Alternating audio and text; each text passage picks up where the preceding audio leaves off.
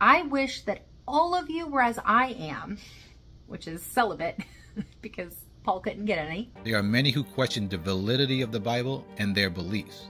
Deconstruction is the term that is used. It's all the rage on social media. They study the Bible and carefully attempt to examine the text. They question conventional interpretations, try to uncover underlying assumptions, and bring attention to complexities and perceived contradictions. Their claimed goal is to unveil various layers of meaning and challenge established theological doctrines or historical beliefs. In simple terms, their goal is to highlight hard-to-understand concepts and look for contradictions so they can question mainstream doctrines. But that's no way to read the Bible. The way to read the Bible is to start from the beginning and read it all the way to the end. The term we use is to be born again. Born again means to start over from the beginning. Christians believe the term born again means to be saved or to be followers of Christ, but that is incorrect. Born again means to start over from the beginning, block out everything you've learned from others, and only accept what you read in the text. John chapter 3 verse 3, and Yeshua answered and said unto him, Verily, verily, I say unto thee, except a man be born again, he cannot see the kingdom of Elohim. Nicodemus said unto him, How can a man be born when he is old? Can he enter the second time into his mother's womb and be born? Yeshua answered, Verily, verily, I say unto thee, except a man be born of water and of spirit, he cannot enter the kingdom of Elohim. Very simply explained, Christ is talking to Nicodemus. He's explaining to him, you have to start over from the beginning and accept only what you read. Block out everything. But Nicodemus is saying that's impossible.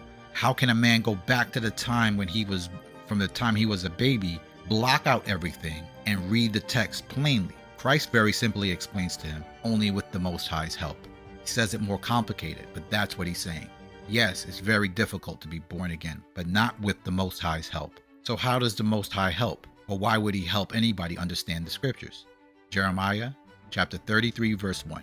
Moreover, the word of the Most High came unto Jeremiah the second time when he was shut up in the court of the prison, saying, Thus saith the Most High, the maker thereof, the Most High that formed it to establish it.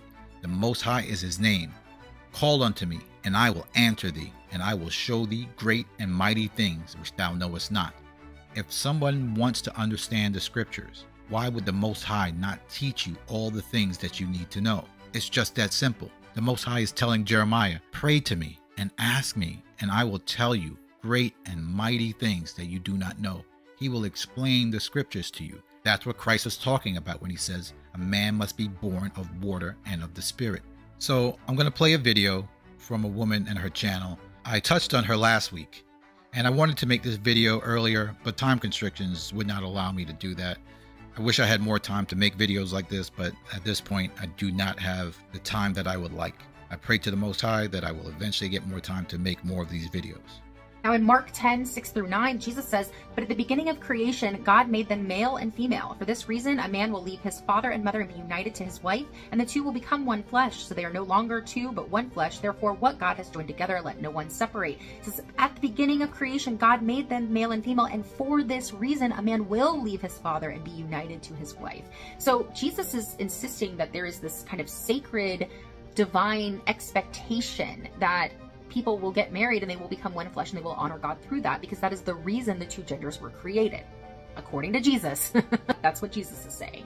In 1 Corinthians 7, verse 7 through 8, Paul says, I wish that all of you were as I am, which is celibate, because Paul couldn't get any. But each of you has your own gift from God. One has this gift, another has that.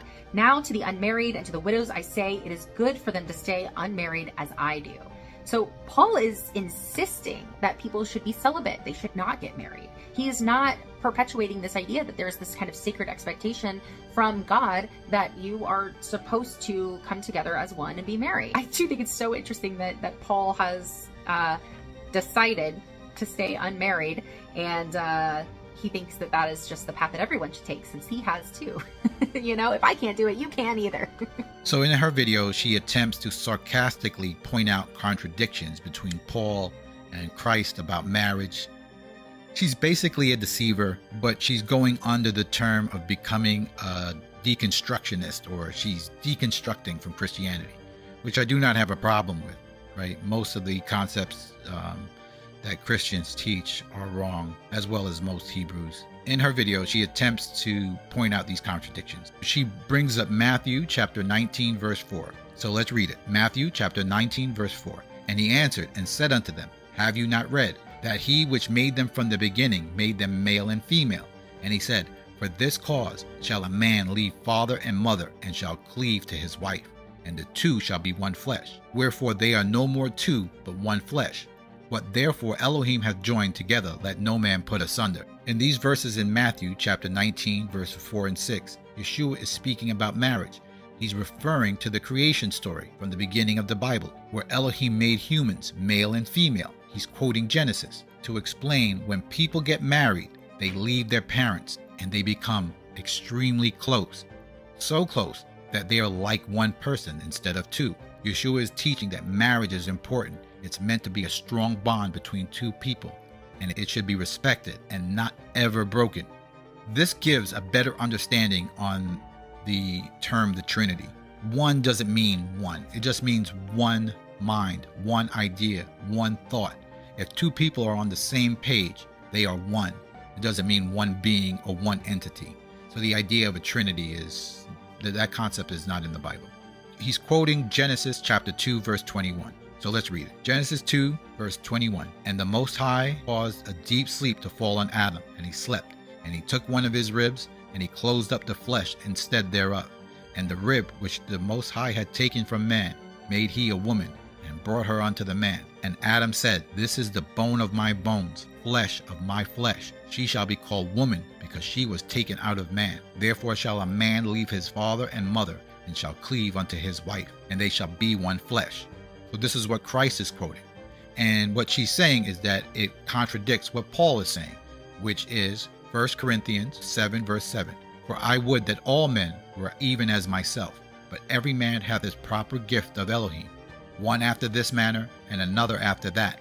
I say therefore to the unmarried and to the widows, it is good for them to abide even as I, but if they cannot contain, let them marry, for it is better to marry than to burn. But is Paul contradicting the scriptures when he says that they should be like him and not get married, and that he's encouraging people to not marry? Is that a contradiction of the scriptures? The answer is no, it's not. Let's read Matthew chapter 19, verse 3. And when we read this now, because this is the whole story, what we read earlier, so I'm going to repeat a lot of what I just read, but it's the whole story. When you chop up pieces, even if you chop up a chapter, or if you chop or separate a prophet from the entire scriptures, you can get confused. That's why the whole scriptures need to be read in its entirety. So what she did is chop out part of what Christ was talking about, so that way she can easily confuse people. So let's read Matthew 19, verse 3, and this is the whole story. The Pharisees also came unto him, tempting him, and saying unto him, Is it lawful for a man to put away his wife for every cause? And he answered and said unto them, Have you not read that he which made them at the beginning made them male and female? And he said, For this cause shall a man leave his father and mother, and shall cleave to his wife, and the two shall be one flesh. Wherefore they are no more two, but one flesh. What therefore Elohim hath joined together, let no man put asunder. They say unto him, Why did Moses command to give a writing of divorcement, to put her away? And he said unto them, Moses, because of the hardness of your heart, suffered you to put away your wives, but from the beginning it was not so. And I say unto you, Whosoever shall put away his wife, except it be for fornication, and shall marry another, committeth adultery. And whosoever marrieth her which is put away does commit adultery. His disciples say unto him, If the case of the man be so with his wife, it is not good to marry. But he said unto them, All men cannot receive this saying, save them to whom it was given. For there be some eunuchs which were born from their mother's womb, and there are some eunuchs which were made eunuchs of men, and there be eunuchs which have made themselves eunuchs for the kingdom of heaven's sake. He that is able to receive it, let him receive it. Once you read the entire story, you can see the woman is trying to manipulate her listeners. She knows that it's not a contradiction between what Paul was saying and what Christ was saying. When you compare 1 Corinthians 7 verse 7, I would that all men were even as I myself, and you compare that with Matthew chapter 19 verse 10, his disciples say unto him, In this case of the man, be so with his wife, it is good not to marry. The scriptures are saying the same thing. There is no contradiction. In Matthew 19 verses 9 through 12, Yeshua is talking about marriage and divorce. He said if someone divorces their spouse for reasons other than being unfaithful and marries someone else, they are committing adultery.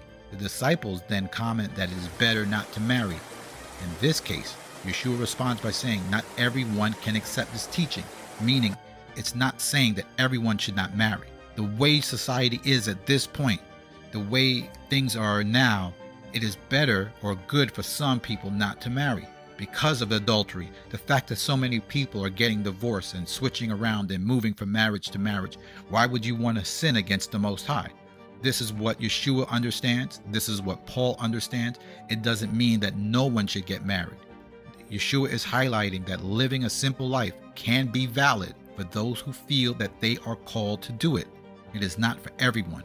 When it says all in the Bible, it doesn't mean every. So to sum this all up, Paul and Christ are on the same page, as with all the scriptures. All the writings and all the readings are all of one mind. They are all on the same page. Marriage is good if you plan to stay in it. Divorce was never to be a thing, but the society we live in now, it's a thing. It happens all the time. So people who are getting married are marrying people who have been divorced, and life is not the way the Most High intended. So if you can abstain from getting married, is okay if you choose to do that. As Christ said, some people have made themselves eunuchs, as Paul did, for the kingdom of heaven's sake, but it's not for everyone. That's it for today. Thank you for watching, and I will see you in the next video.